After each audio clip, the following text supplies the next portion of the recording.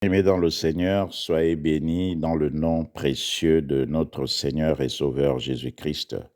Ici, Gabon Impact Chrétien, une association chrétienne qui a pour objectif de proclamer le salut en Jésus-Christ et d'annoncer la bonne nouvelle du royaume des cieux jusqu'aux extrémités de la terre.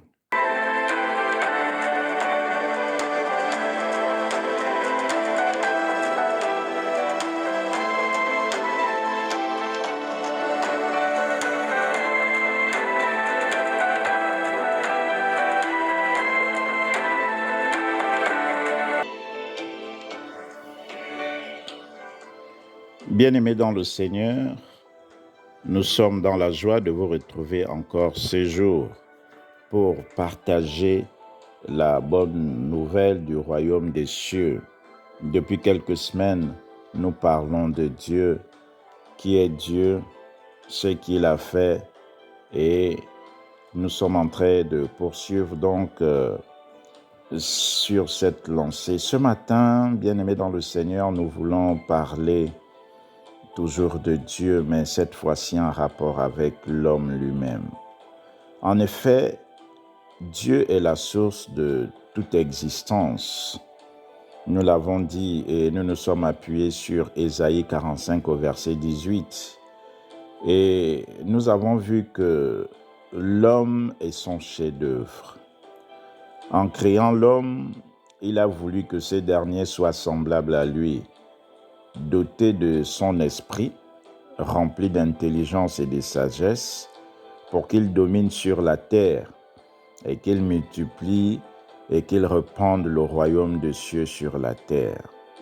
Ce projet que Dieu a formé pour l'existence de l'homme a été démontré par la vie de notre Seigneur et Sauveur Jésus-Christ lorsqu'il était sur la terre.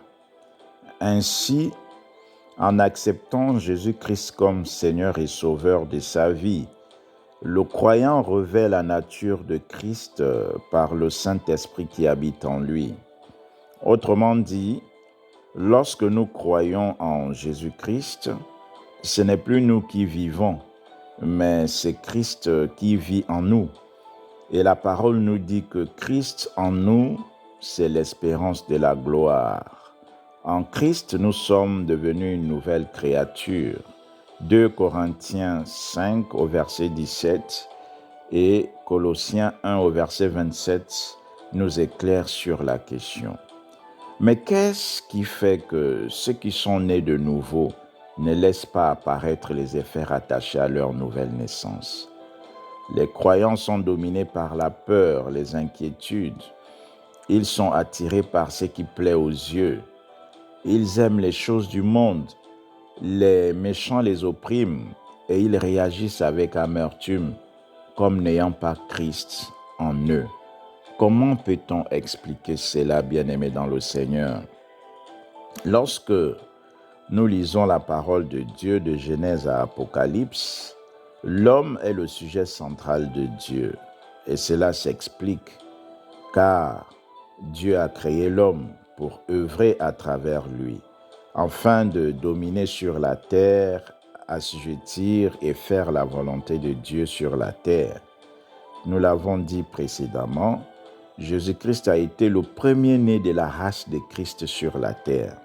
Et il a montré comment ceux qui sont de la race de Christ font pour dominer sur la terre. Il a fait face, lorsqu'il était sur la terre, il a fait face à la tempête et il n'a pas été perturbé. Mais il a ordonné à la tempête de se calmer, pendant que Pierre et les autres étaient tout tremblants. Il a réprimé les démons, il a guéri les malades, il a ouvert les yeux des aveugles, il a aimé les gens, il était plein de compassion et rempli de justice. Il ne jugeait pas selon son apparence, selon les apparences et sur un ouï-dire. Mais il y a un fait remarquable dans tout ce que Jésus-Christ faisait. La parole nous dit, il ne cessait de répéter qu'il ne faisait rien de lui-même. Il disait toujours qu'il faisait la volonté de celui qui l'a envoyé. Il disait ce qu'il entendait de Dieu et ce qu'ils voyaient de Dieu. Bien-aimés dans le Seigneur, mais toi et moi, si c'est Dieu qui nous a appelés, est-ce que nous consultons Dieu dans tout ce que nous faisons? Bien-aimés dans le Seigneur, connaissons-nous ce que Dieu veut au moment où nous sommes en train d'agir?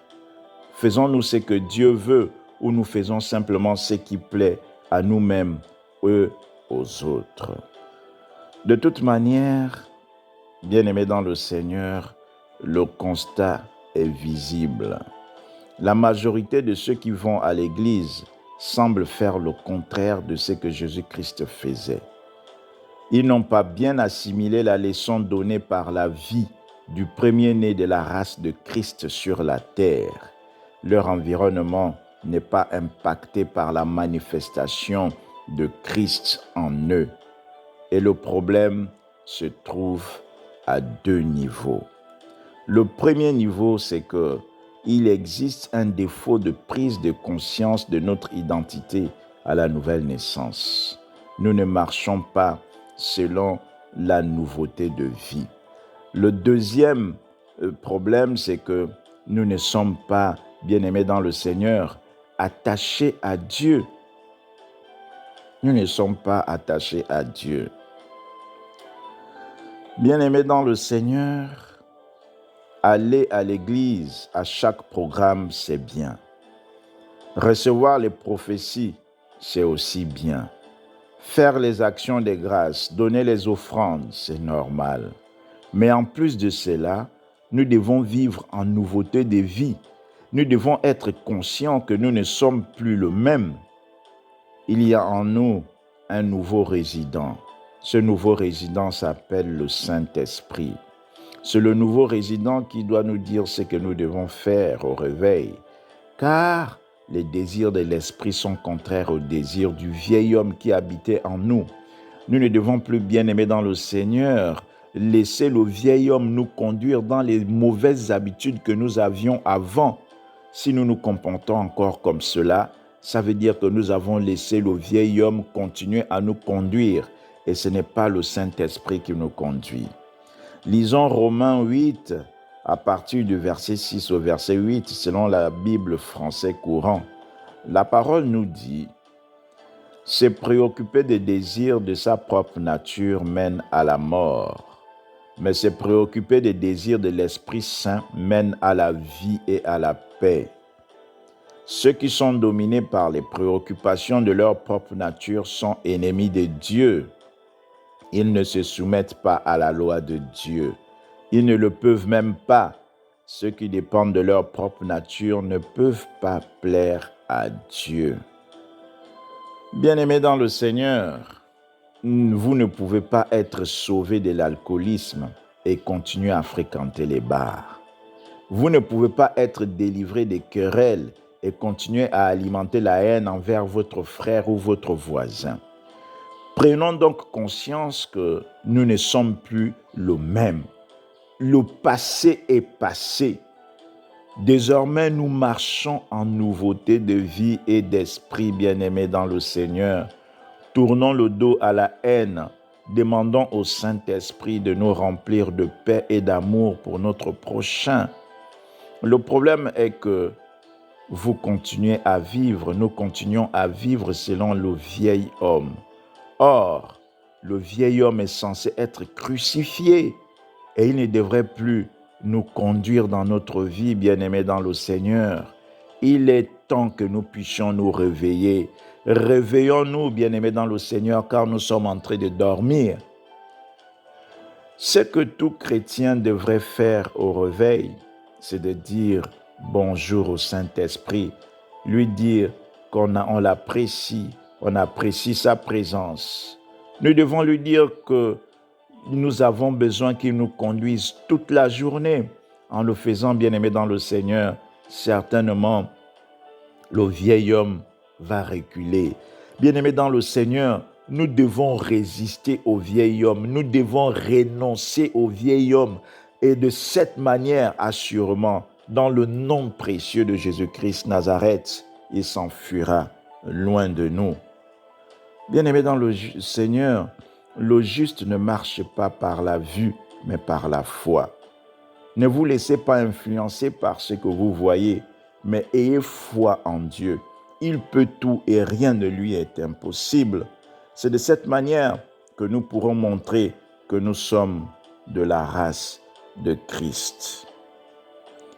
Bien-aimés dans le Seigneur, après avoir pris conscience du Saint-Esprit, nous devons nous attacher à Dieu. Cela se fera en méditant la parole de Dieu jour et nuit, en développant une vie de prière permanente et dynamique, personnelle, dans notre maison, dans notre chambre, en dehors des moments de prière collective que nous aurons dans nos églises. Nous devons parler à Dieu. Nous devons lui dire que nous le voulons encore plus dans nos vies. Nous devons le désirer davantage et lorsque nous le ferons, certainement l'Éternel Dieu s'approchera de nous. Nous devons lui chanter des cantiques, l'adorer dans des moments personnels. Nous devons prendre au moins 30 minutes ou 1 heure dans la journée pour passer un peu de temps avec Dieu dans la méditation, dans la louange, dans l'adoration et dans la prière.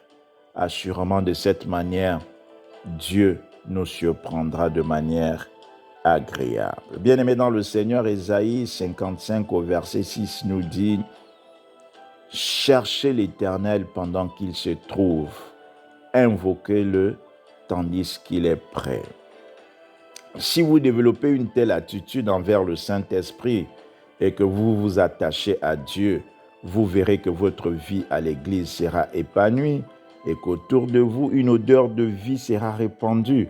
Et par-dessus tout, Dieu vous donnera ce que votre cœur désire. Nous espérons que ce message vous a édifié. Partagez-le à vos contacts pour qu'eux aussi soient édifiés à leur tour. Abonnez-vous à notre chaîne pour recevoir régulièrement nos messages.